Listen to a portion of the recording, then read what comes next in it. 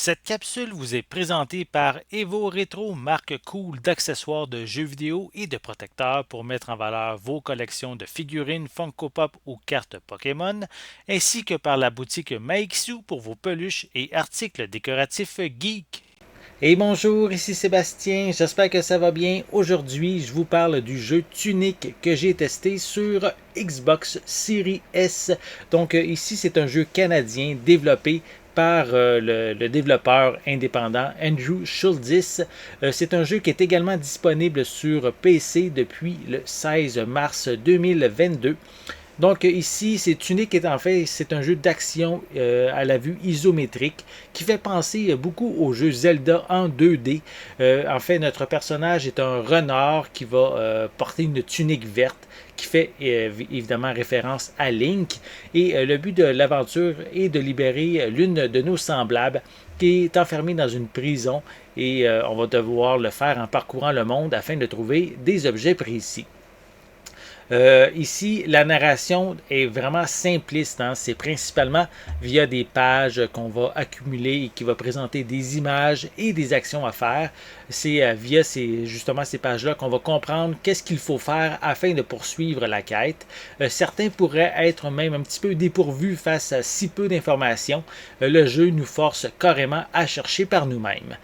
Au niveau du gameplay, c'est fortement inspiré de Zelda. On traverse le monde avec notre épée, notre bouclier. On va devoir affronter des ennemis qui diffèrent d'une région à l'autre et qui vont aussi monter en puissance plus on s'approche de notre objectif. Les environnements changent également entre les zones et cet ensemble offre une variété de situations qui se renouvellent constamment.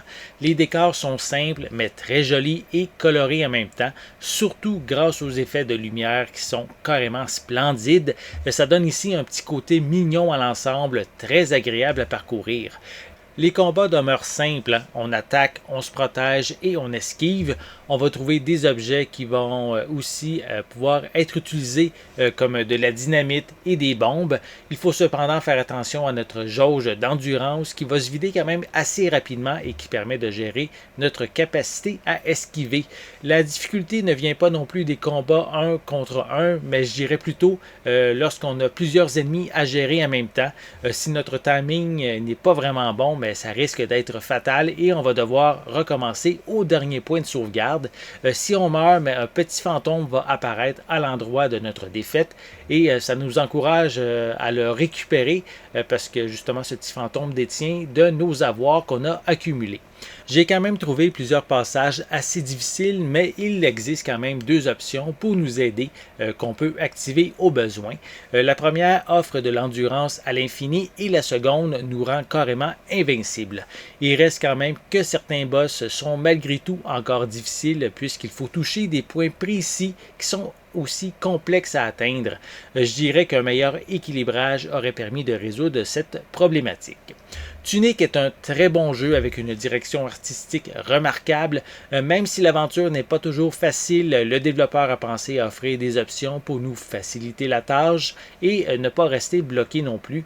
C'est une option aussi intéressante pour ceux qui veulent avant tout découvrir l'histoire et prévoyez environ 10 à 15 heures pour en venir à bout de Tunic.